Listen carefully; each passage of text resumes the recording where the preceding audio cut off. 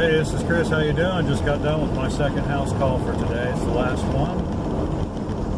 I still have looks like an HP laptop that I need to take a look at when I get home. So it's going to be a pretty busy day for me.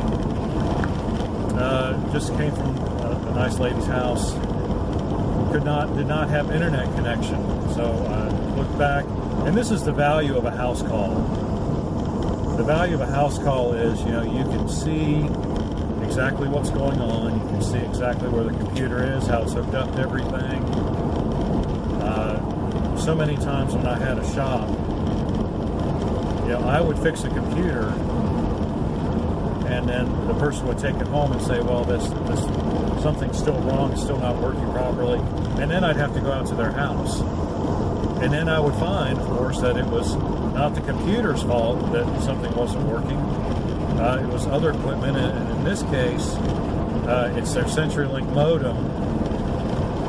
They've been on the phone with CenturyLink, and I'm really surprised because usually if you call CenturyLink, they've got a script, right? And so they generally follow the script, but for some reason they stopped short of telling her to reset the modem, and that it's kind of a last resort kind of thing, although it's nothing bad about having to do it, but you don't want to because some people have set up custom names and custom Wi-Fi passwords, and they've gotten used to that, and you set it back, you do a factory reset on it, and it erases all of that, and it goes back to, well, that's what a reset does. It sets everything back to the way the modem was when you first got it. So I looked at the laptop that she had it hooked up to, and it said unidentified network, which means it's not getting an IP address. And then she was very helpful in telling me that it did not work with an Ethernet cable either. So right away, I'm like 99% sure it's not the computer, because it very rarely happens that the wireless and the wired connections don't work at the same time. If the wireless connection doesn't work and the wired connection does, then it's in the computer. But if they both don't work, it's not likely to be in the computer. And so she had a list of things that CenturyLink had told her to look at, but I simply somebody's putting up a fence with cedar posts. That's neat. I simply looked on the back of the modem. There's a little recessed hole. Well, there's a hole, and the switch is recessed down into the hole. So you have to get like a pen or a paper clip or something like that and stick the end of it in there, and you can press in on that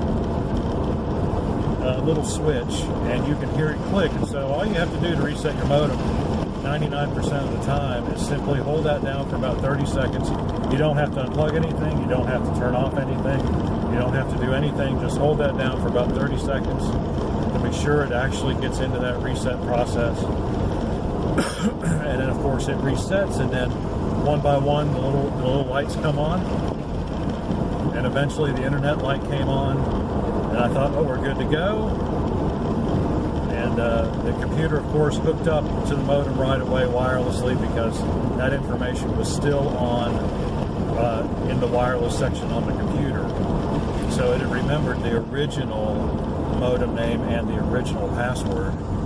But then I noticed that the lights on the internet light on the modem turned orange, and I was confused by that for a moment. But then what I realized was happening is the modem wanted to be run through the initial CenturyLink setup procedure again, just like it is, just let's get started, just like it is when you first get the modem. So you do have to run through that procedure again, and it configures the modem to be used on the CenturyLink network. And so then ask you a bunch of other superfluous questions. I just hit ignore or no, and like 5 minutes later, she was back on the internet. And so if you're having unknown issues with your internet connection, in other words, if it will connect to your router, if it says it's connected but it's an unidentified network, the first thing you want to try is simply unplug the modem, wait about 30 seconds, and plug it in and see if that helps. If that does not help, then you need to do a reset. Get yourself something fairly narrow, like a pen or paper clip or bobby pin, whatever. Hold that switch down, let it reset, and then let it restart your browser, and it'll load that initial setup page and run you through the reset, the setup procedure to get that modem back on the network, and you should be good to go. If you have any questions or comments, leave them in the section below. Like and subscribe. We appreciate when you do, and we will see you on the next one.